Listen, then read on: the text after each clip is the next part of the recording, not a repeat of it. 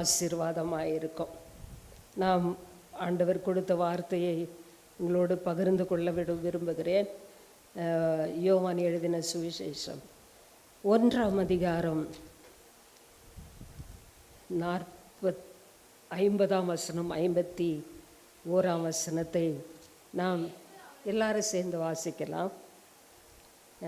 எல்லாரும் சேர்ந்து யோவான் எழுதின சுவிசேஷம் 1ஆம் அதிகாரம் 50ஆம் வசனம் 51ஆம் வசனம். இயேசு அவனுக்கு பிரதியுத்தரமாக, அத்திமரத்தின் கீழே உன்னை கண்டேன் என்று நான் உனக்கு சொன்னதினாலேயா விசுவாசிக்கிறாய்? இதிலும் பெரிதானவைகளை காண்பாய் என்றார்.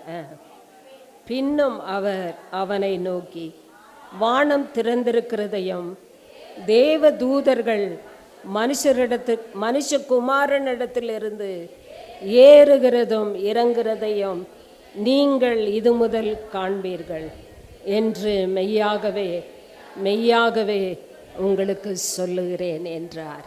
அல்லேலூயா, அல்லேலூயா. ஆண்டவர் இயேசு கிறிஸ்து இந்த வார்த்தையை நார்த்தான்வேலிடத்தில் சொல்லுகிறார். இன்றைக்கு ஆண்டவர் நமக்கு சொல்லுகிறார், சபைக்கு சொல்லுகிறார். ஆமென். ஆமாம், கவனமெல்லாம் எங்கேயும் போயிடக்கூடாது, இங்கே நேராக இருக்கட்டும். ஆண்டவருடைய வார்த்தைக்கு உங்கள் செவியை பக்கமாய் திருப்புங்கள். கர்த்தர் நிச்சயமாய் உங்களை ஆசீர்வதிப்பார். நார்த்தான்வேல் இந்த பகுதி நம்ம எப்பவுமே அதிகமாய் வாசித்த பகுதி. நீங்கள் நிறைய செய்திகளை இந்த காரியத்தின் மூலமாய் கேட்டிருப்பீங்க. ஆனாலும் கர்த்தர் இன்றைக்கு நம்மோடு கூட இதிலிருந்து பேச அவர் சித்தமாக இருக்கிறார். ஹல்லேலூயா. நேற்று ஜெபித்த போது கர்த்தர் போன வாரமே இந்த செய்தியை கொடுத்தார். ஆனால் என்னால் சுகமில்லாதனால பிரசங்கம் பண்ண முடியல. ஆனால் இன்றைக்கும் அநேக பலவீனங்கள் தான், ஆனாலும் கர்த்தருடைய பலன் அவர் தந்து நடத்துகிறார். ஹல்லேலூயா. நம்மளை பார்த்தா யாரும் பலவீனன்னு சொல்ல முடியாது. அவ்வளோ அழகாக ஆண்டவர் நம்மளை வச்சிருக்கிறார். ஆனால் உள்ளே பார்த்தா எப்படி இருக்குது? நிறைய பலவீனத்தை நம்ம வாழ்விலே அனுபவித்து வருகிறோம். காலையில் ஒரு சிஸ்டர் இப்படி நேராக போனாங்க. அவங்க வரும்போதெல்லாம் ரொம்ப சந்தோஷமாக சிரித்து சந்தோஷமாக இருப்பாங்க. அவங்க எங்கே போனாங்கன்னு தெரியல. சிஸ்டர் இருக்காங்களா? அங்கே இருக்காங்க. இந்த பக்கம்தான் உட்காருவாங்க, அங்கே இருக்காங்க. அவங்க ரொம்ப முடியாமல் வந்திருக்கிறாங்க. உட்கார முடியல, நிற்க முடியல, பயங்கரமான சரீர பலவீனம். அதன் மத்தியிலும் ஆலயத்துக்கு ஓடி வரணுமேன்னு வந்தாங்க. நேராக வந்து என்னை அங்கே கூட்டிகிட்டு போய் ஒரு ஜெபம் பண்ண உடனே மாற்றம் வந்துடுச்சு. கர்த்தர் கொண்டு வந்து அங்கே உட்கார வச்சிருக்கிறார். ஹல்லேலூயா. எல்லாருமே பலவீனர்கள் தான். நிறைய கேள்விக்குறியோட நம்ம வாழ்க்கை இருக்கிறது, எதிர்பார்ப்புகள் இருக்கிறது. நம் ஆண்டவரிடத்தில் கேட்டதெல்லாம் பெற்றுக்கொள்ள வேண்டும் என்ற ஒரு ஆசை விருப்பங்கள் நமக்கு இருக்கிறது. ஆனால் ஆண்டவர் இன்றைக்கு நம்மளை பார்த்து சொல்கிறாரு, அன்றைக்கு நார்த்தான்வேலுக்கு சொன்ன ஆண்டவர் இன்றைக்கு நாம் ஒவ்வொருவருக்கும் சொல்கிறாரு, இதிலும் பெரிதானவைகளை காண்பாய். ஆமென். ஹல்லேலூயா. நார்த்தான்வேலிடத்தில் ஆண்டவர் அன்றைக்கு சொன்னார். அதே போல நார்த்தான்வேல் கண்டு சந்தோஷப்பட்டிருப்பார். அதுக்கப்புறம் நார்த்தான்வேல் எங்கே ஒவ்வொரு இடத்துல பார்க்க முடியும்? ஆண்டவர் கூட இருந்து சீஷனாய் மாறி ஆண்டவரோடு கூட அவர் இருந்தார். ஆகவே பார்த்திருப்பார். இதிலும் பெரிதானவைகளை அவர் பார்த்திருப்பார். பார்க்காம இருக்க மாட்டார். தேவனுடைய வார்த்தை ஒரு நாளும் சொன்னதை மாற்ற மாட்டார். அவர் என்ன சொல்றாரோ அதை செய்கிறவர். ஆமென். ஆமாம், அவருடைய வார்த்தை ஒருபோதும் மாறுவதில்லை என்று நாம் பரிசுத்த வேதாகமத்தில் வாசிக்கின்றோம். ஆகவே இந்த இந்த இந்த இந்த ஒரு சின்ன பகுதியிலே நார்த்தான்வேலுக்கு 3 ஆசீர்வாதங்களை கர்த்தர் சொல்றார். வாக்கு ஒன்று, இதிலும் பெரிதானவைகளை காண்பாய். இரண்டாவது, வானம் உனக்கு திறக்கப்படும். மூன்றாவது, தேவ தூதர்களுடைய பணிவிடை உனக்கு பார்ப்ப அப்படின்னு சொல்லி ஆண்டவர் சொல்கிறார். இது ரொம்ப அவசியம் இல்லையா? நம்ம வாழ்க்கையில் பெரிதானவைகளை பார்க்கணும். அது மட்டும் இல்லை, நாம் எப்பொழுதெல்லாம் கூப்பிடுறோமோ ஆண்டவரை நோக்கி, அப்போதெல்லாம் வானம் திறக்கப்பட்டு அங்கிருந்து பதில் வரணும், ஆசீர்வாதங்கள் வரணும். இதெல்லாம் நம்முடைய எதிர்பார்ப்பு. ஆமென். இதெல்லாம் நம்முடைய எதிர்பார்ப்பாக இருக்கிறது. தேவ தூதர்களுடைய பணிவிடை நமக்கு ரொம்ப அவசியம் என்பதை நாம் உணர்ந்திருக்கிறோம். ஆகவே இந்த 3 காரியங்களை கர்த்தர் நம் வாழ்விலே செய்ய போகிறார். இனிமேல் நீங்கள் பார்க்க போகிறீங்க. அல்லேலூயா. உங்களுக்காக வானம் திறக்கப்பட போகிறது. தேவ தூதர்களுடைய பணிவிடை அதிகமாக இருக்க போகிறது. ஆண்டவரிடத்தில் இந்த பெரிய காரியங்களை நீங்கள் எதிர்பார்த்ததை விட ஆண்டவர் செய்ய போகிறார். அல்லேலூயா. அதை நீங்கள் வாழ்க்கையில் அனுபவிக்க போகிறீர்கள். ஆண்டவர் நிச்சயமாய் அதை செய்ய வல்லவராயிருக்கிறார். நார்த்தான் வேல் ஆண்டவரிடத்தில் வராரு. பேதுரு, இவங்கெல்லாம் முதலாவது ஆண்டவர் தம்முடைய ஊழியத்தை தொடங்கும் போது சீஷர்களை தமக்கென்று நியமித்து கொள்ளுகிறார். அந்த இடத்துல அந்த நேரத்தில் தான் பேதுரு முதலாவது அவர்கிட்ட வராரு. முதலாவது அவர் வராரா? 1ஆம் அதிகாரத்தில் நாம் வாசிக்கும் போது அந்திரேயா வருகிறார்.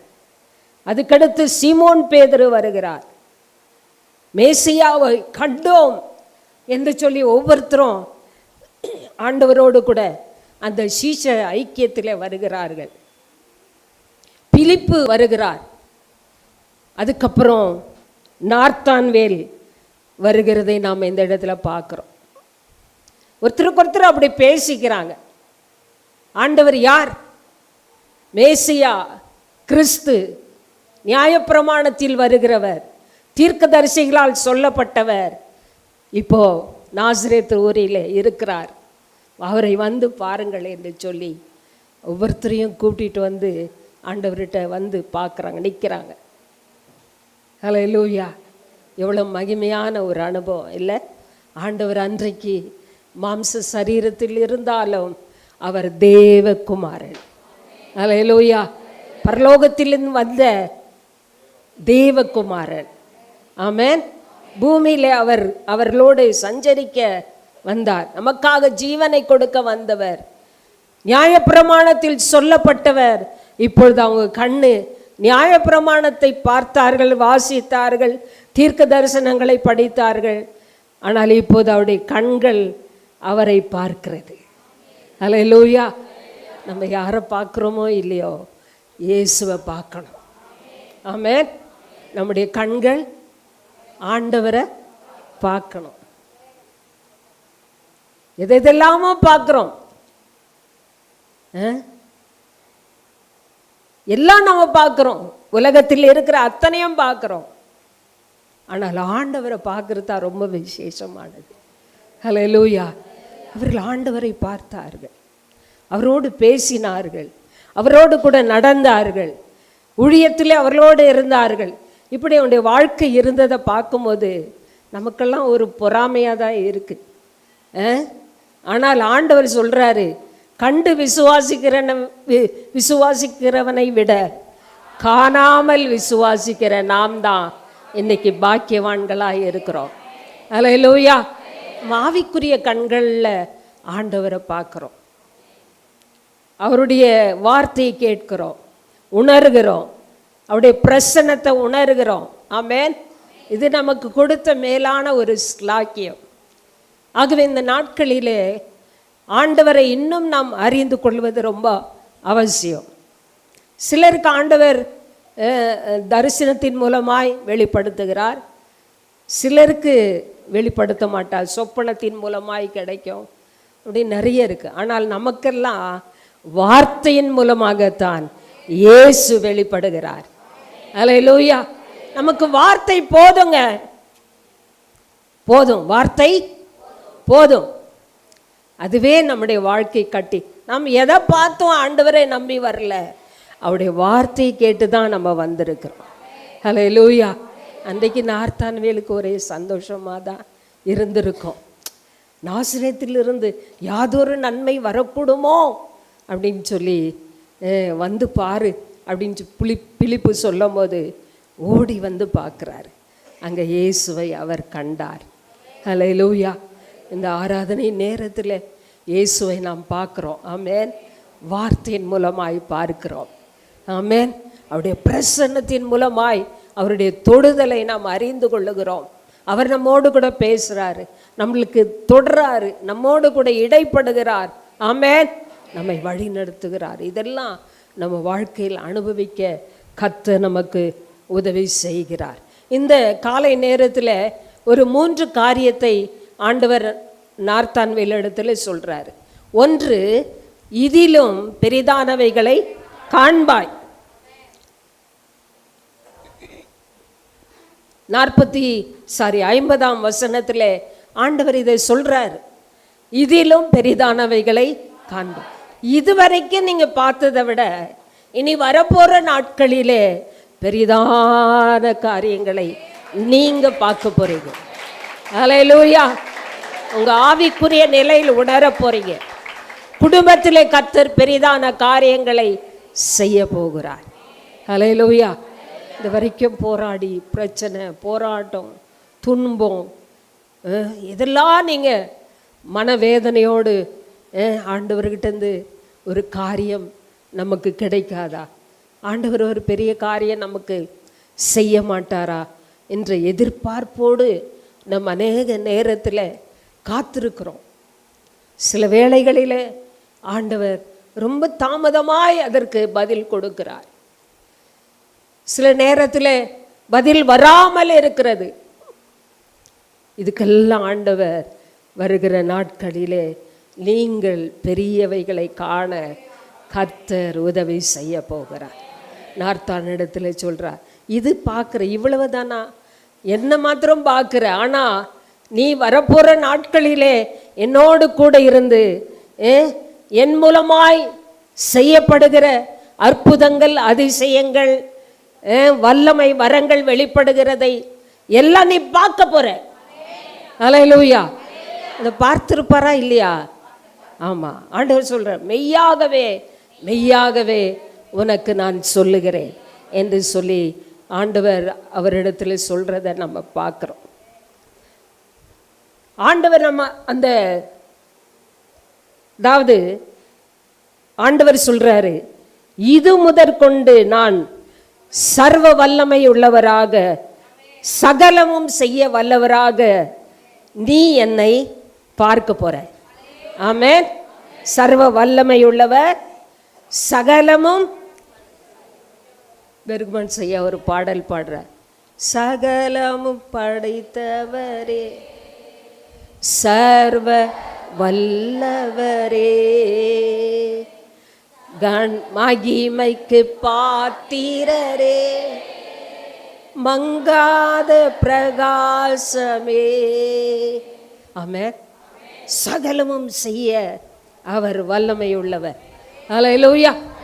அவரால் செய்யக்கூடாத காரியம் ஒன்றுமே இல்லை. ஆமென். ஆமென். உலகம் பார்க்குது, இவங்களுக்கு ஒன்றுமே ஆண்டவர் செய்யல, இப்படியே இருக்கிறாங்க அப்படின்னு நினைப்பாங்க. சொந்த பந்தங்கள், கூட பிறந்தவர்கள், இவங்கெல்லாம் நம்மளை பார்த்து ஒரு மாதிரி நினைப்பாங்க. ஆனால் கர்த்தர் நம்மோடு இருந்து பெரிய காரியங்களை செய்யும்போது அவர்களை பார்க்க கர்த்தர் நமக்கு உதவி செய்வார். ஹல்லேலூயா. ஆண்டவர் நார்த்தான்வேல் இடத்துல இயற்கையின் மீது எனக்கு வல்லமை இருக்கிறது என்பதை நீ அறிந்து கொள்வாய். வியாதி, மரணம், பிசாசு, இதெல்லாம் நான் என் மூலமாக அற்புதம் நடக்கிறதை நீ காண்பாய். ஆமென். தண்ணீரை திராட்சரசமாய் மாற்றுகிறதை நீ பார்ப்பாய். வெறும் தண்ணீர், ஆண்டவர் அந்த இடத்துல தண்ணீரை திராட்சரசமாக்கினதை 5 அப்பம் 2 மீனை 5000 பேருக்கு பங்கிட்டு கொடுத்து 12 கூடை எடுப்பதை நீ பார்ப்பாய். அல்லேலூயா. குருடர்கள் பார்வை அடைகிறதை நீ பார்ப்பாய். ஆமென். குஷ்ட ரோகிகளை சுகமாக்குகிறதை நீ பார்ப்பாய். ஆமென். ஆண்டவர் இந்த நாட்களிலே இவ்வளோ வல்லமையான காரியங்களை நம் மூலமாக செய்வார். ஆமென். அல்லேலூயா. ஆண்டவருடைய அற்புதங்களையும் அதிசயங்களையும் வல்லமையான கிரியைகளையும் நம்முடைய வாழ்க்கையிலே அனுபவிப்பார். அனுபவிக்க உதவி செய்வார். அல்லேலூயா. பார்க்கணும். என்னங்க? பார்க்கணும். சிலர் நினைப்பாங்க, இதெல்லாம் நான் பார்ப்பேனா ஜபிக்கிறதெல்லாம் பார்ப்பேனா? ஆண்டவர் நிச்சயமா நம்மளை பார்க்க உதவி செய்வார். அல்லேலூயா. அல்லேலூயா. நம்முடைய ஆண்டவர் நல்லவர். தம்முடைய பிள்ளைகளுக்கு எதெல்லாம் அவர் காண்பாய் என்று சொன்னாரோ அதெல்லாம் பார்க்க உதவி செய்வார். ஆமென். மரித்தோர் எழுப்புகிறதை அவர் பார்த்தார். காண்பாய் என்று சொல்லுகிறார். இப்படி நார்த்தான்வேலுக்கு தன் வாழ்க்கையின் மூலமாய் என்னெல்லாம் ஆண்டவர் மகிமையான காரியங்களை செய்வேன் என்று சொல்லி நீ இதெல்லாம் பார்க்க போற அப்படின்னு சொல்லி சொன்னார். இன்றைக்கு நம்மளை பார்த்து சொல்கிறாரு, உங்கள் வாழ்க்கையில், குடும்பத்தில், பிள்ளைகளுக்கு, அல்லேலூயா, நீங்கள் செய்கிற வேலை ஸ்தலங்களிலே, உங்களுடைய ஆவிக்குரிய நிலையிலே நான் செய்ய போகிறதை உங்களுடைய கண்கள் பார்க்கும். பெரியவைகளை நீங்கள் பார்க்க போறீங்க. அல்லேலூயா. இது ஆரம்பம் ஒரு அற்பமாக இருக்கலாம், ஆனால் முடிவு சம்பூர்ணமாக கர்த்தர் மாற்றுவார். அல்லேலூயா. நாம் இருக்கிற நிலையில் மாத்திரம் இப்படியே நம்ம வாழ போகிறதில்ல. ஆண்டவரை நேசிக்கிற பிள்ளைகளுக்கு நாளுக்கு நாள் நம்முடைய வாழ்க்கையில் மாற்றங்களை கர்த்தர் உண்டு பண்ணிகிட்டே இருக்கிறாரு. அது நமக்கு தெரியுதோ தெரியல. நம்ம அதை தான் சொல்லி ஆண்டவரை துதிக்கணும். ஆண்டவரே, நான் நாளுக்கு நாள் என் வாழ்க்கையில் எவ்வளோ மாற்றம். அநேகர் சொல்கிறது அப்படி தான், ஜெபம் பண்ண எவ்வளோ மாற்றம் உண்டாயிருக்கு அப்படின்னு சொல்கிறாங்க. இதுக்கு என்ன காரணம்? ஆண்டவர் நம்மளை அதை பார்க்க வச்சிருக்கிறாரு. தேவ பிள்ளைகளை நம்ம வாழ்க்கையில் அவர் செய்கிறதை பார்க்க வைத்திருக்கிறார். அல்லேலூயா. நார்த்தான்வேலிடத்தில் சொன்ன தேவன் இனி வருகிற காலங்களில் நீங்கள் பார்க்கும்படி கர்த்தர் செய்வார். உங்கள் குடும்பத்தில், உங்கள் தனிப்பட்ட வாழ்க்கையில், உங்களுடைய பிள்ளைகளுடைய வாழ்வில், எல்லாருடைய வாழ்விலும் நீங்கள் ஆண்டவரை நம்பி வந்திருக்கிறதுனால அதெல்லாம் நீங்கள் பார்த்து தேவனை மகிமைப்படுத்த போகிறீங்க. அவருடைய வல்லமையை பார்த்து திகைக்க போகிறீங்க. ஆச்சரியப்படுகிற அளவுக்கு கர்த்தர் உங்களை வைக்க போகிறார். ஆமென். கர்த்தர் அப்படி செய்ய போகிறதுக்காக கைகளை உயர்த்தி, ஆண்டவரே, நான் பெரிதானவைகளை காண்பதற்கு எனக்கு உதவி செய்ய போகிறதுக்காக நன்றி ஆண்டவரே. நன்றி அப்பா. சொல்லுங்க, நன்றி ஆண்டவரே. இந்த வார்த்தையின்படியே எங்களுக்கு நீர் செய்ய போகிறதுக்காக நன்றி. இரண்டாவது, ஆண்டவர் சொல்கிறார், வானம், திறந்த வானம் நமக்கு இருக்கும். திறந்த வானம் என்பது பரலோகம் நமக்கு நெருக்கமாக இருக்கிறது. இப்போ அப்படி தானே? ஆமாம். இயேசு என்னைக்கு உலகத்தில் வந்தாரோ அன்றைக்கே நமக்கு பரலோகம் நெருங்கி வந்துடுச்சு. அல்லேலூயா. பரலோக ராஜ்யத்தை இந்த பூமியிலே அனுபவிக்கிற அளவுக்கு இயேசுவின் முதல் வருகை நமக்கு வாழ்க்கையில் மாற்றத்தை உண்டாக்கிற்று. அல்லேலூயா.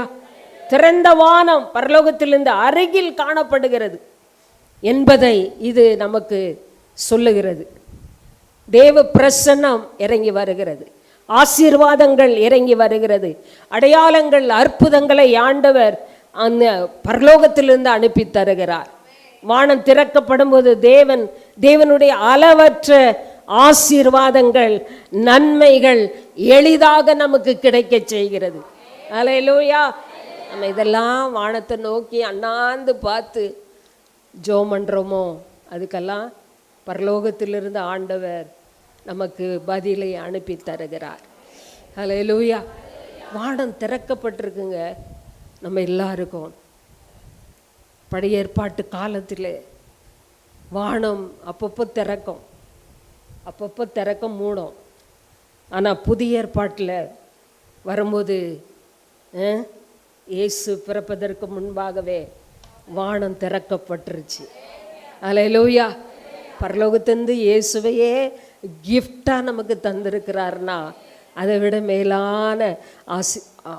மேலான இல்லை, அதை போலவே மேலான ஆசீர்வாதங்களை கர்த்தர் வானத்திலிருந்து திறந்து நமக்கு தருவார். அல்லேலூயா. நாம் அதை பார்க்க போகிறோம். வானம் திறக்கப்படும் போது பரிசுத்த ஆவியானவர் அங்கிருந்து இறங்கி வந்தார். ஆமென். இயேசு கிறிஸ்துவின் மேல் புறா போல இறங்கி வந்தார். அதை நார்த்தான்வேல் பார்த்திருப்பார். வானம் திறக்கப்பட்ட போது அங்கே தேவ தூதர்கள் இறங்கி வந்த ஆண்டவருக்கு பணிவிடை செய்ததை பார்த்திருப்பார்கள். இல்லை, சோதனையை ஆண்டவர் மேற்கொண்டார், வியாதிகளை சுகமாக்கினார், சுவிசேஷத்தை பிரசங்கித்தார். பரிசுத்த ஆவி வரும்போது பரிசுத்த ஆவியானவர் தான் எல்லாவற்றையும் விட பயங்கரமான பொக்கிஷம். ஆமென். வேதத்தில் அப்படி தான் சொல்லுது. மண்பாண்டங்களாகிய நமக்குள்ளே பரிசுத்த ஆவியானவரை ஆண்டவர் தந்திருக்கிறார். அவர் எங்கிருந்து வந்தார்? ஆவியானவர் எங்கிருந்து வந்தார்? எங்கிருந்து வந்தாரு? வானத்திலிருந்து வந்தாருன்னு சொல்லுங்க. ஆமாம், பரலோகத்திலிருந்து அவர் வந்தார். இதெல்லாம் ஆண்டவர் தந்துட்டு அங்கிருந்து தான் வரங்கள், வல்லமைகள், ஆசீர்வாதங்கள், நன்மைகள், கிருபைகள் எல்லாம் அங்கிருந்து வந்துட்டே இருக்கிறது. ஹல்லேலூயா. தேவ பிள்ளைகளுக்கு வனாந்திரத்தில் அவர்கள் இஸ்ரவேல் ஜனங்கள் அவர்கள் போயிட்டுருக்கும்போது வானத்தை திறந்த ஆண்டவர் அவர்களுக்கு மன்னாவை கொடுத்தார், காடைகளை கொடுத்தார். ஆமென்.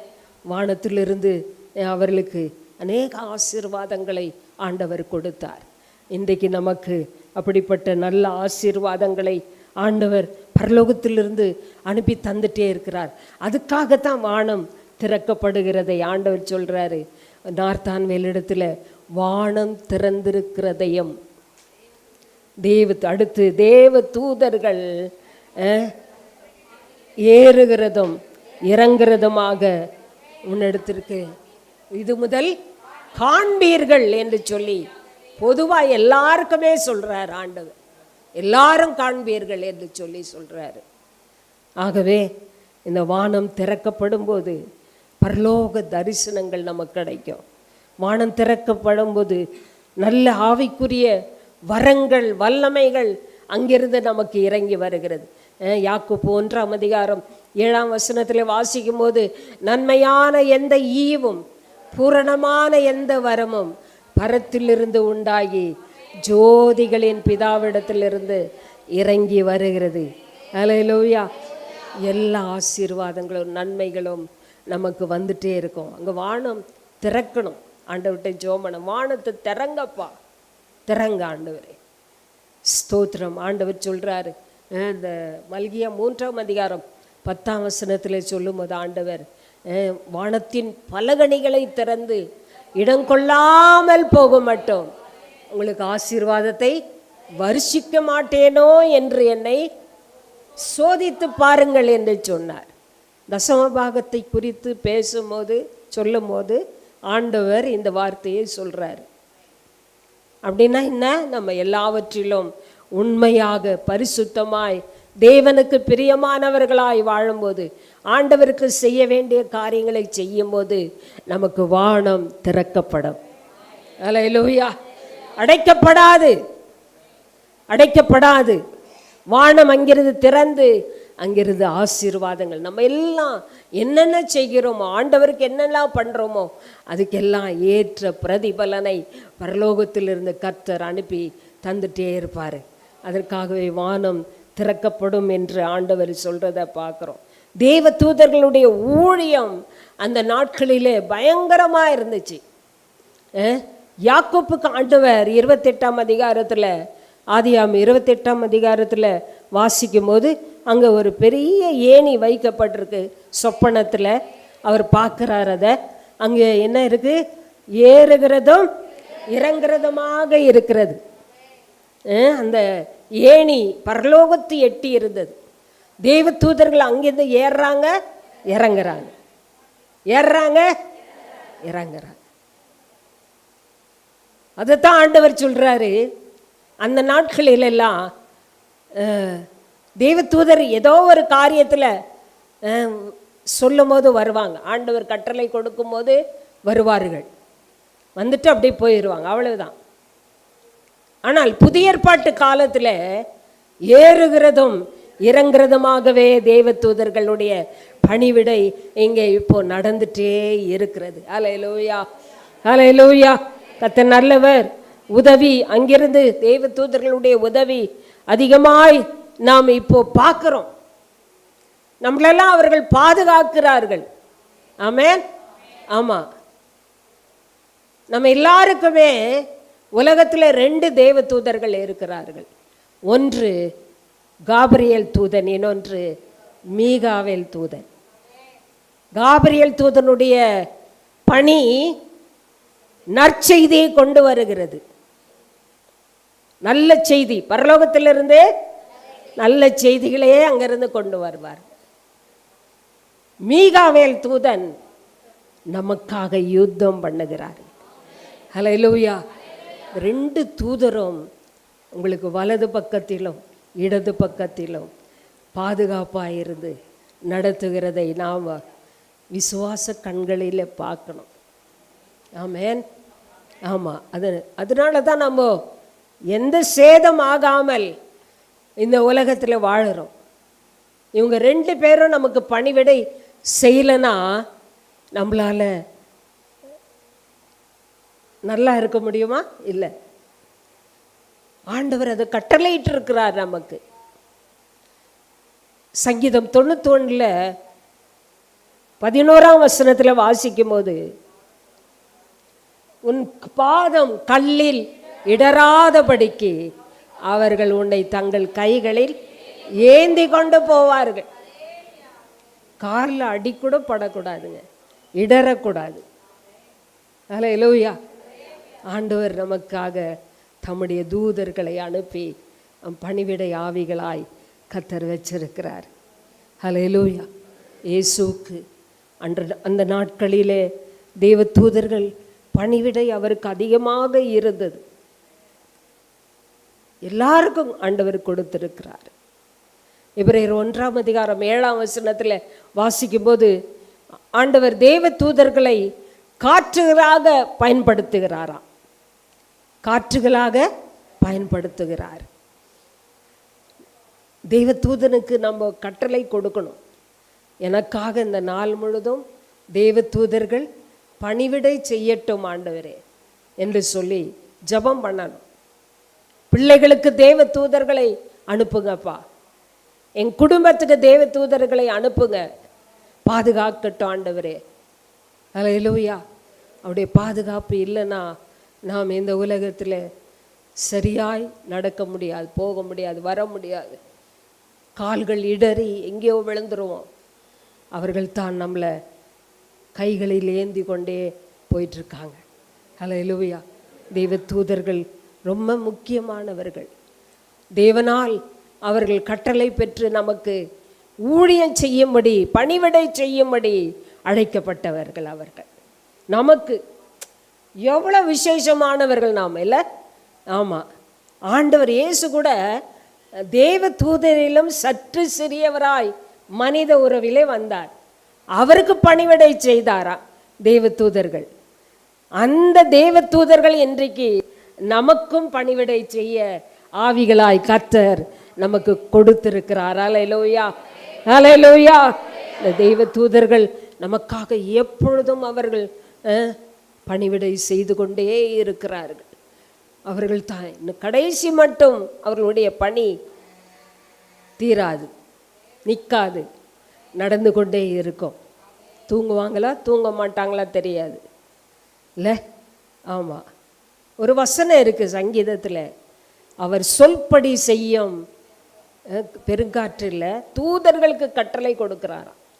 இதெல்லாம் செய்யணும்னு சொல்லி கட்டளை அதற்கு கீழ்ப்படிந்து அவர்கள் அப்படியே செய்கிறார்கள். தேவ பிள்ளைகளை, ஆண்டவர் இயேசுவுக்கும் அவர்கள் பணிவிடை செய்ததை நாம் வேதத்தில் பார்க்குறோம். கெத்செமனே தோட்டத்தில் இருக்கும்போது அவருக்கு பலனை வந்து பலப்படுத்தினார்கள். அல்லேலூயா. தேவ தூதர்கள் அந்த வனாந்திரத்தில் இருக்கும்போது, சாத்தானால் சோதிக்கப்படும் போது தேவ தூதர்கள் வந்து அவரை பலப்படுத்தினார்கள். இப்படி நம்ம சோர்ந்து போகும்போது தேவ தூதர்கள் நம்மை பலப்படுத்துகிறார்கள். நமக்கு விரோதமாக எழும்புகிற சாத்தானின் காரியங்கள் வரும்போதெல்லாம் நம்மளை பலப்படுத்தி நிற்க வைக்கிறாங்க. அல்லேலூயா. ஒரு பக்கம் தேவ தூதர்கள், ஒரு பக்கம் தேவனுடைய வார்த்தை. இதுதான் நம்முடைய பிரயாணத்திலே நம்மோடு கூட இருந்து நம்மை வழி நடத்தி வருகிறது. அல்லேலூயா. ஆகவே எப்படிப்பட்ட காரியங்களை இனி வருகிற காலங்களிலே அதிகமாக நம்ம பார்க்க போகிறோம். ஆமேன். நம்ம குடும்பத்தில் பார்க்க போகிறோம். ஆமேன். இதுவரைக்கும் ஆண்டவர் தெய்வ தூதர்களை வைத்து ஊழியம் செய்தார். இனி அதிகமாக செய்ய ஆண்டவர் கரத்தில் நம்மளை ஒப்பு கொடுக்கணும். ஜெபம் பண்ணணும். ஆண்டவரே, என்னுடைய தெய்வ தூதர்கள் எனக்காக எப்பொழுதும் பணிவிடை செய்ய எங்களுக்கு உதவி செய்யுங்க ஆண்டவரே. அல்லேலூயா. கர்த்தர் அப்படி பாதுகாத்து நம்மை நடத்த வல்லவராய் இருக்கிறார். ஆகவே இந்த 3 காரியங்களை நார்த்தான்வேலுக்கிட்ட ஆண்டவர் சொல்றார். 3 காரியங்களை. ஒன்று, இதிலும் பெரிதானவைகளை காண்பார். இன்னொன்று, வானம் திறக்கப்படும். மூன்றாவது, தேவ தூதர்களுடைய பணிவிடை நமக்கு அதிகமாக ஆண்டவர் கொடுக்க போகிறார். அதை நாம் பார்க்க போகிறோம். அன்றைக்கு நார்த்தான்வேலுக்கு சொன்னார், அதேபடி அவர் பார்த்திருப்பார். சொன்னாரா? பார்த்திருப்பாரா இல்லையா? ஆண்டவர் 2 முறை மெய்யாகவே மெய்யாகவே அப்படின்னா கண்டிப்பாக அதை பார்த்துருப்பாங்க இல்லை? ஆமாம். ஆண்டவர் ஒரு நாளும் பொய் சொல்ல மாட்டார். அவரோடு கூட இருந்ததுனால இந்த காரியத்தெல்லாம் பார்த்தாங்க. இப்படிப்பட்ட காரியங்களை செய்ய வேண்டும் என்று சொன்னால் நார்த்தானிடத்திலே ஒரு நல்ல குணங்களை ஆண்டவர் பார்த்தார். ஆகவே தான் நார்த்தான்வேலுக்கிட்ட இந்த காரியங்களை சொல்றாரு.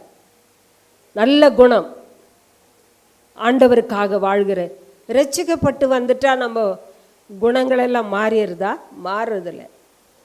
மாறுறதில்லை இல்லை? ஆமாம், கொஞ்சம் கொஞ்சமாக தான் அப்படி மாறும். சில நேரத்தில் மாற்றமே வர்றதில்லை. சர்ச்சுக்கு வரோம் போகிறோம், அதே நிலை தான். நிறைய பேர் அப்படி தான். அது நம்ம அவங்கவுங்களுக்கு தான் தெரியும், அவரவருடைய மனசாட்சிக்கு தெரியும். ஆனால் ஆண்டவர் நம்மளை அதற்காக அழைக்கலை, நாம் அவருடைய குணங்களை படைத்தவர்களாய் இருக்கவே அழைச்சிருக்கிறார். கிறிஸ்துவின் சாயல் நமக்குள்ளே வரணும். ஆமேன். ஆமாம், அதுக்காகத்தான் நம்மளை அழைச்சிருக்கிறார். அது போலவே நம்ம இருந்தால் ஆண்டவருக்காக நிற்க முடியுமா? நிற்க முடியாது.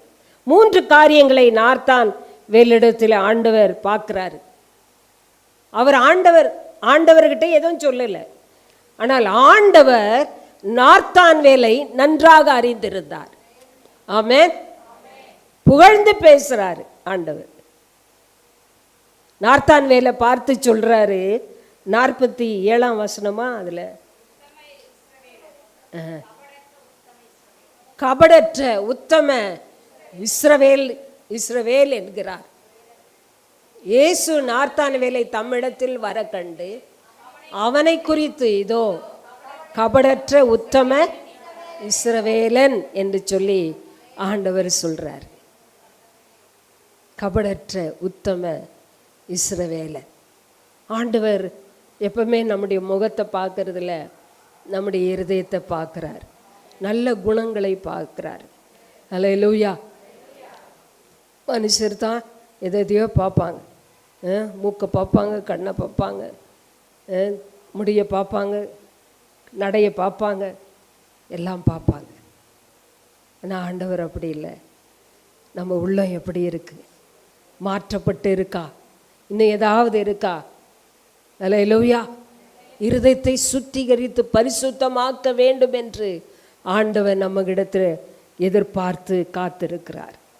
அவர் கபடு என்று சொன்னால் தந்திரவாதி, தந்திரம் உள்ளவன் என்று அர்த்தம். ஆதியாகமத்தில் நம்ம அதை வாசிக்கிறோம் இல்லை? ஆதியாகமம் 27ஆம் அதிகாரத்தில் 35ஆம் வசனத்தில் யாக்கோப்பு தந்திரமாய் சேஷ்டபுத்திர பாகத்தை அவன் வஞ்சித்து பெற்றுக்கொள்ளுகிறான். அப்பாவிடத்தில் போய் ஆசீர்வாதத்தை தந்திரமாய் வாங்கி கொள்ளுகிறான். தந்திரவாதி சொல்வாங்க இல்லை, தந்திரம் உள்ளவன் அவன். மாயமாலம், வஞ்சனை, ஏமாற்றுகிற குணம்,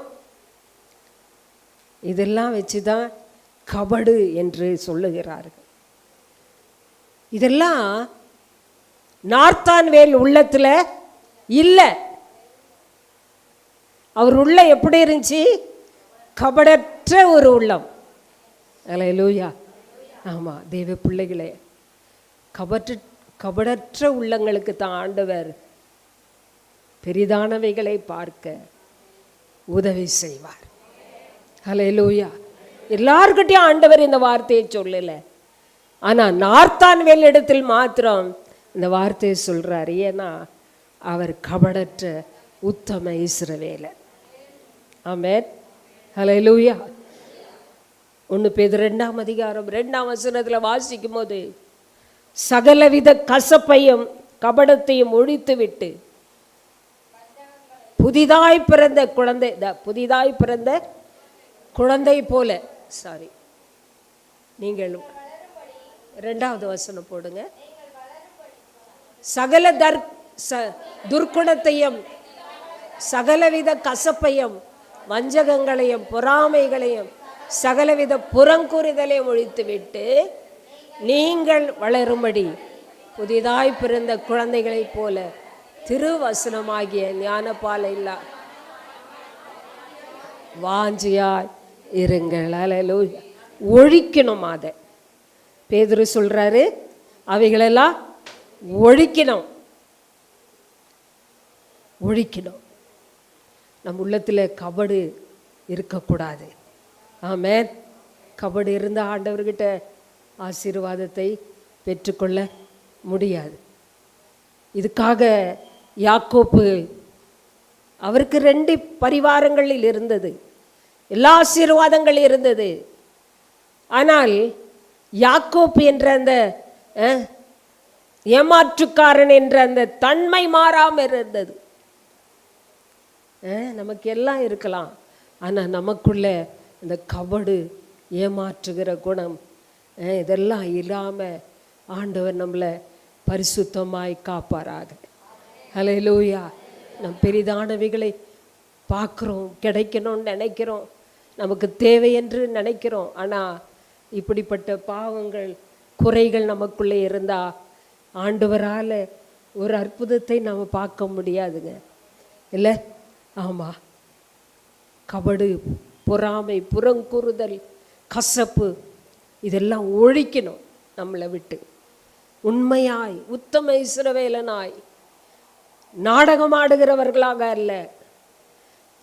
சபைக்குள்ளே வரும்போது விசுவாசி, வீட்டுக்கு போகும்போது வேறு விதமாய் அல்ல.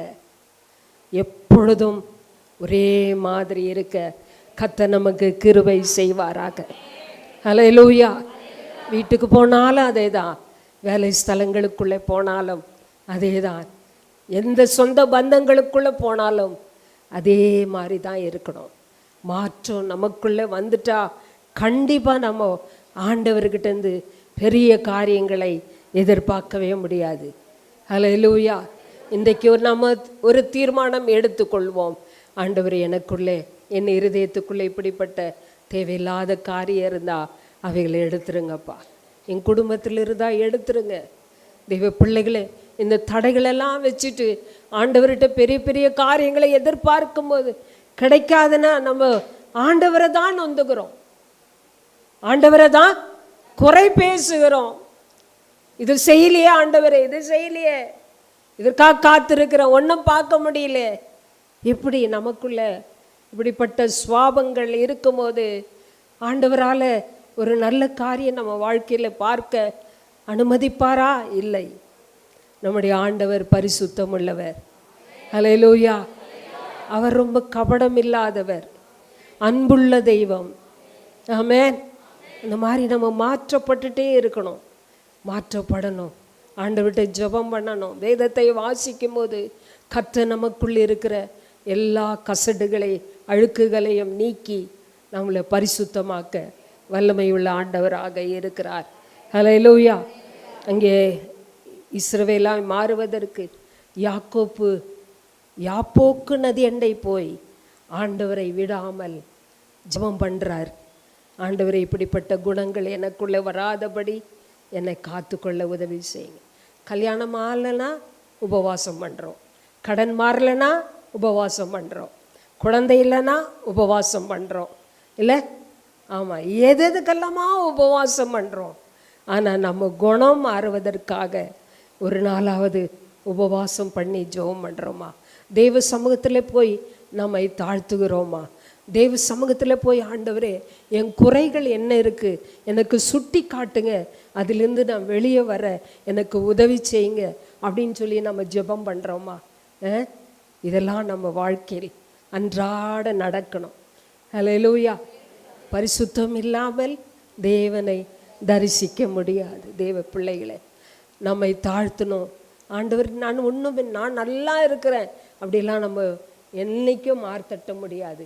நம்ம எல்லாரும் பரிசுத்தத்துக்குள்ளாக போயிட்டுருக்குறோம். ஆகவே நம்மை நாமே தாழ்த்தி நம்மை சோதித்து அறிந்து நம்ம வந்தால் தான் நியாயத்தீர்க்கப்படாமல் நாம் இருக்க கர்த்தர் நமக்கு உதவி செய்வாராக. ஹல்லேலூயா. சங்கீதம் 32:1 சொல்லி இருக்கிறது, எவனுடைய ஆவியில் கபடம் இல்லாதிருக்கிறதோ அவன் பாக்கியவான்.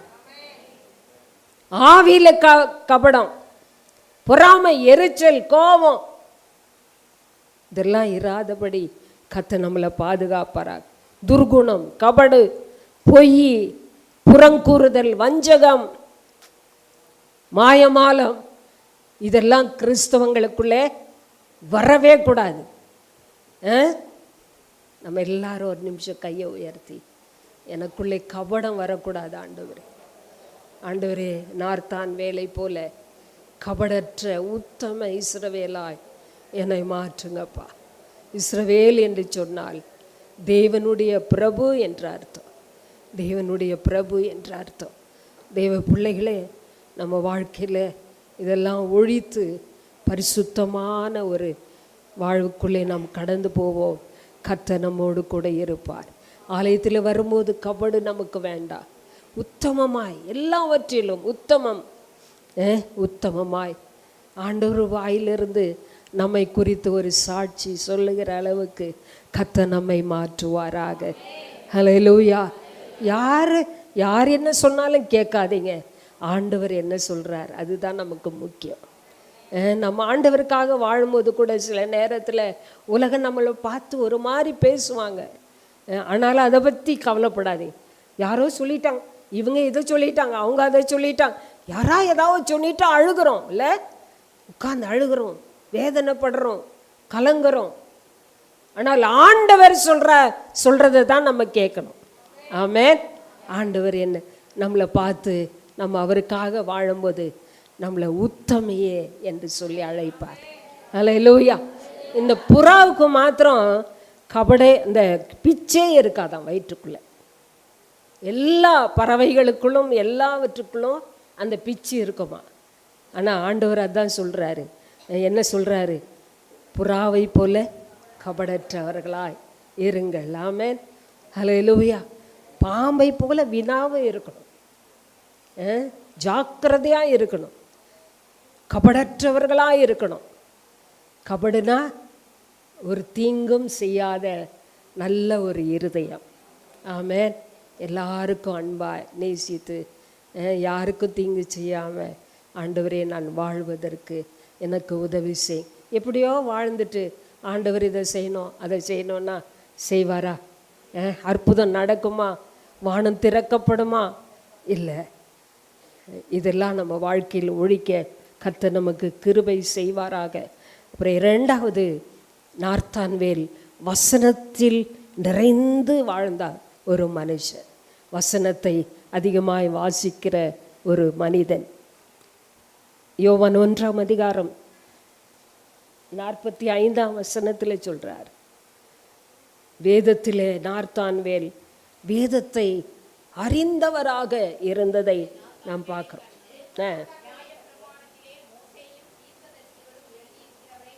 கண்டோம், நாசரேத் ஊரானமாகிய இயேசுவே என்றான். ஹல்லேலூயா. பிலிப்பும் நார்த்தான்வேல் 2 பேருமே அவர்கள் நியாயப்பிரமாணத்தை வாசிக்கிறவர்கள், தீர்க்க தரிசனங்களை தியானிக்கிறவர்கள். ஆகவே அவர்களுக்கு இப்போ பார்க்கும்போதே மேசையா யார் என்று அறிந்து கொண்டார்கள். ஆமென். வேதத்தை பார்க்க ஆண்டவரை யார் என்று நாம் அறிந்து கொள்ள முடியும். ஹல்லேலூயா. ஆமென். இயேசு சொல்ல, நான் நாசரேத் ஊரில் வந்த மேசியான்னு சொன்னாரா? இல்லை. நான் ரட்சகர் என்று சொன்னாரா? இல்லை. ஆனால் அவர்களுக்கு வேதத்தை வாசித்து பார்க்குறாங்க. அதே போல இயேசு கிறிஸ்து அவளுக்கு முன்பாக நின்று கொண்டே இருக்கிறார். இதை பார்த்தோன்னு அவங்க சொல்றாங்க, மேசியாவை கண்டோம். ஹல்லேலூயா. தெய்வ பிள்ளைகளை வேதத்தை வாசிக்கணும், தியானம் பண்ணணும். ஆமென்.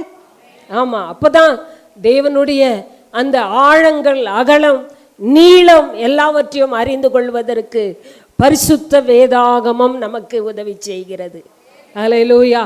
எதை பற்றியும் அறிய வேண்டாம், உலகத்தை அறிகிற அறிவு நமக்கு வேண்டாம். இன்றைக்கு உலகத்தை அறிகிறதற்கு எவ்வளோ காரியங்கள் இருக்கிறது, அதெல்லாம் நமக்கு தேவையில்லை. ஆனால் ஆண்டவரை யார் என்று நாம் அறிந்து கொண்டால் நம்ம வாழ்க்கையில் ரொம்ப ஆசீர்வாதம் இருக்கிறது. ஹல்லேலூயா. அவரை அறியாததுனால தான் நம்ம சந்தேகப்படுறோம், அவிசுவாசப்படுகிறோம், குறை பேசுகிறோம் ஆண்டவரை, இப்படிலாம் நம்ம சொல்கிறோம். ஆனால் ஆண்டவரை அறிகின்ற அறிவு நமக்கு இருக்கணும். இந்த நார்த்தான்வேல் அவன் அத்தி மரத்தின் கீழ் இருக்கும்போது நான் உன்னை கண்டேன் என்று ஆண்டவர் சொல்றார். அத்தி மரத்தின் கீழே என்று சொன்னால் இஸ்ரவேல் ஜனங்கள், அவர்கள் தலைவர்கள் எல்லாம் அந்த அத்தி மரத்தின் கீழ் போய் உட்கார்ந்து நியாயப்பிரமாணத்தையும் தீர்க்க தரிசனங்கள் எல்லாம் வாசித்து தியானிப்பார்களாம். ஆண்டவர் எங்க பார்க்கிறாரு? நார்த்தான்வேல அத்தி மரத்தின் கீழ் பார்க்கிறாரு. ஹல்லேலூயா. நம்மளை எங்க பார்க்கணும்? வேதத்தை வாசித்து தியானிக்கிற இடத்திலே நம்மை ஆண்டவர் பார்க்க வேண்டும். ஹல்லேலூயா. வேதத்தை எடுத்து வாசிக்க வேண்டும். ஆமென். அதை தியானிக்க வேண்டும். அப்போது தான் நீங்க பாக்கியவான்களாய் மாற முடியும். ஆசீர்வாதம். வேதத்தின்படி நடக்கிற உத்தம மார்க்கத்தார் பாக்கியவான்கள். அங்கே 1ஆம் சங்கீதத்தில் வாசிக்கின்றோம், வேதத்தில் தியானமாய் இருக்கிற மனுஷன் பாக்கியவான், அவன்தான் கையிட்டு செய்கிற காரியங்கள் எல்லாம் அவனுக்கு வாக்கியம், அவனுக்கு ஆசீர்வாதம் வரும், நன்மைகள் வரும். ஹல்லேலூயா. ஆகவே வேதத்தை நாம் அதிகமாக வாசித்து தியானிக்க கர்த்தர் நமக்கு கிருபை கொடுப்பாராக. இந்த உலகத்திலே 3 புத்தகங்கள் மிக மேன்மையான இடத்துல வச்சிருக்கிறாங்க. ஒன்று குரானு, இன்னொன்று பகவத்கீதை. அவங்களுக்கு அது மேன்மையானது. ஆனால் நமக்கு வேதாகமம் தான் எல்லாவற்றையும் காட்டிலும் மிக மேன்மையானது. ஹல்லேலூயா. இந்த புத்தகங்கள் கூட இயேசுவை தான் சொல்லுதான், மறைமுகமாய் சொல்லி இருக்கிறது. குரானில் சொல்லுது, பகவத்கீதையில் சொல்லுது. கன்னியாயே நமையா அப்படின்ட்டு பாடுறாங்கல்ல. ஆமாம், அவங்க பாடுறதெல்லாம் பார்த்தா இயேசுவை குறித்து தான் சொல்கிறாங்க. ஆனால் இயேசு தான் வேதாகமத்தை நமக்கு தந்திருக்கிறார். ஹல்லேலூயா. எல்லா புத்தகத்தை விட மிக விலை உயர்ந்த மதிப்புள்ள புத்தகம் எது என்று சொன்னால் பரிசுத்த வேதாகமம். ஹல்லேலூயா. தெய்வ பிள்ளைகளே, இந்த வேதாகமத்தை நம்ம எப்படி பார்க்குறோம், எப்படி தியானிக்கிறோம், அதெல்லாம் ஆண்டவர் நமக்கு கிருபை கொடுப்பாராக. இந்த வேதாகமத்தை வாசிக்க ஆராய்ந்து பார்க்க நாசரேத்திலிருந்து யாதொரு நன்மை வரக்கூடுமோ என்று சொல்லி நார்தான்வேல் சொல்லுகிறார். பழைய ஏற்பாட்டில் நாசரேத்திலிருந்து இயேசு வருவார், பெத்லகேமில் பிறப்பார், இதெல்லாம் தீர்க்க தரிசனமாய் சொல்லப்பட்டிருக்கிறது. ஆகவே பெரையா சபையார் அப்போஸ்தலர் 17ஆம் அதிகாரத்தில் வாசிக்கும் போது அவர்கள் வேதத்தை வாசித்து தியானிக்கிறவர்களாக இருந்ததினாலே, வேதத்தை ஆராய்ந்து பார்த்ததினாலே நற்குணசாலிகளாய் மாறினார்கள். அல்லேலூயா.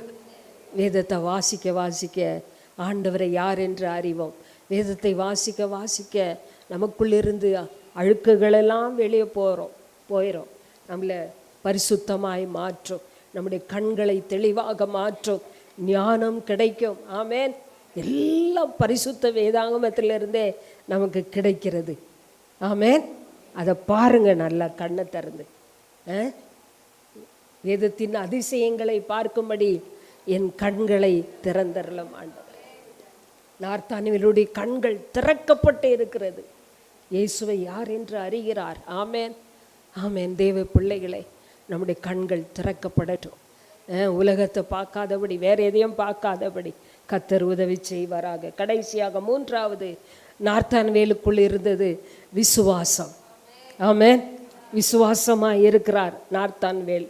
அவரை கண்டு கொண்டு முழு இருதயத்தோடு அவர் விசுவாசிக்கிறார். உண்மையாக பின்பற்றின ஒரு சீசன் என்று சொல்லி அவருடைய வரலாற்றிலே சொல்லப்படுகிறதா நார்த்தான்வேலை குறித்து. தேவனுடைய வாக்குத்தத்தங்கள் எல்லாம் சுதந்திரிக்க நமக்கு தேவை என்ன? விசுவாசம்தான். ஆமென். விசுவாசமே உலகத்தை ஜெயிக்கிற ஜெயமாய் இருக்கிறது. ஆகவே விசுவாசம் எதில் வருது? கேள்வியில் வருது. கேள்வி வேதத்தை வாசிப்பதினாலே வருகிறது. ஆமென். விசுவாசம் பெருகணும்னா வேதத்தை எடுத்து வாசித்துட்டே இருங்க, தியானம் பண்ணிகிட்டே இருங்க. ஆமென். வரும் பாருங்க விசுவாசம், நம்பிக்கை, சந்தேகம் வராது, எதுலேயும் பயம் வராது, குழப்பம் வராது. ஆண்டவர் வார்த்தை நம்மை பலப்படுத்தி நிற்க வைக்கும். ஆகவே எபிரேயர் 11ஆம் அதிகாரம் நீங்கள் வீட்டில் போய் இதெல்லாம் வாசிங்க. 11ஆம் அதிகாரத்தில் விசுவாசத்தினாலே அவர்கள் எதெல்லாம் சாதித்தார்கள்ங்க. நார்த்தான்வேலும் ஆண்டவருக்காக வாழ்ந்து அவர் ஆண்டவர்கிட்ட போயிருப்பார். ஒரு நாள் நம்ம அவரை பார்க்க போகிறோம். ஆமென். உத்தம கபடற்ற உத்தம இஸ்ரவேல கர்த்தர் நம்மை அழைக்க வேண்டும். ஆண்டவர் தானே நம்மளை ஆசீர்வதிப்பாராக. நம்ம எல்லாரும் எழும்பி நிற்போம்.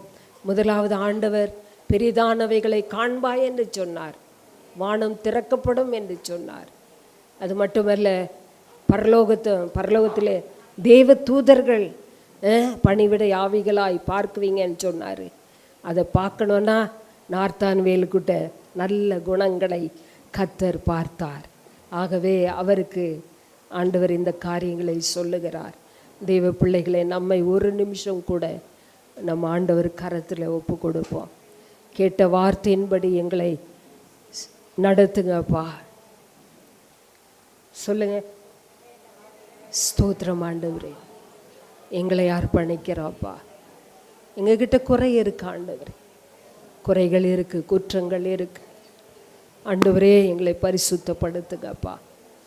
ஆண்டவரே குறைகளெல்லாம் எங்களுக்கு சுட்டி காண்பீங்க. சொல்லுங்க, சுட்டி காண்பீங்க ஆண்டவர், சுட்டி காண்பீங்க. எங்களை சரிப்படுத்துங்கப்பா. நாங்கள் எவ்வளோ குறைவுள்ளவர்களாக இருக்கிறோம். ஆண்டவர் இந்த தராசில் வச்சா நம்மக்கிட்ட எவ்வளோ குறைகளை பார்ப்பார். தெய்வ பிள்ளைகளே, நம் குறைவற்றவர்களாய் வாழ்வதற்காகவே கர்த்தர் நம்மை அழைத்திருக்கிறார். நல்லா ஜெபம் பண்ணுங்களேன் ஆண்டவர் கரத்தில். கண்ணை எங்கெங்கேயே பார்க்காதீங்க தயவுசெய்து. ஒரு நிமிஷம் ஆண்டவர் கரத்தில் ஒப்பு கொடுப்போம்.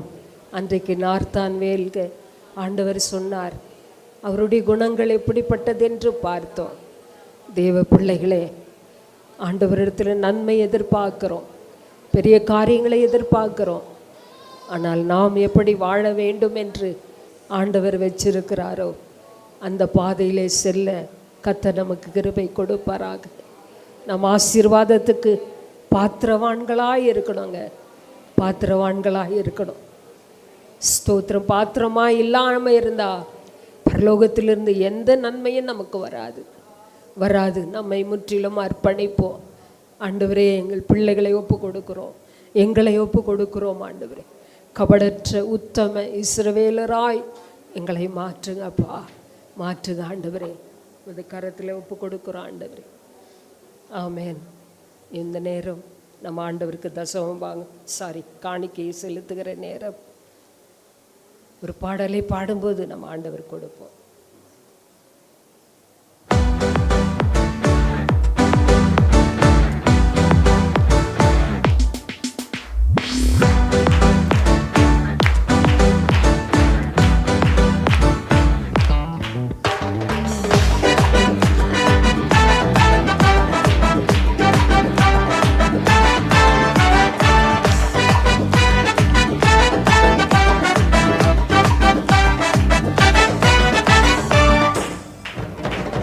இதிலும் மேலானதை, இதிலும் பெரியதை, இதிலும் சிறந்ததை என் தேவன் செய்து முடிப்பான், என் தேவன் செய்து முடிப்பான்.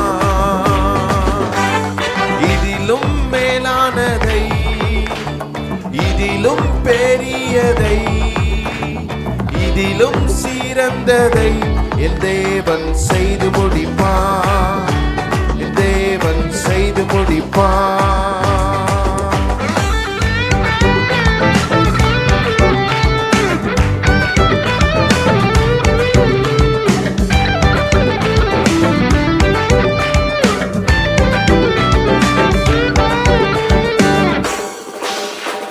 காலங்கள் மாறினாலும் எதிர்காற்று வீசினாலும் நங்கூரம் இயேசுவிலே.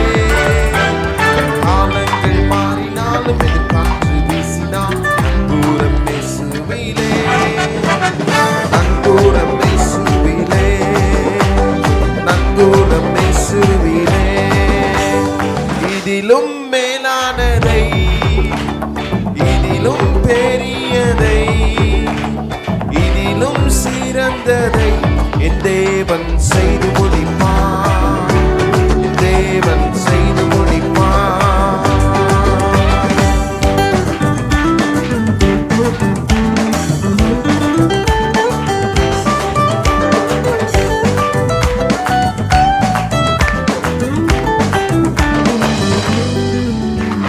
பெருகவே பெருக பண்ணி எல்லையை விரிவாக்கி வாக்குத்தத்தம் நிறைவேற்றுவான்.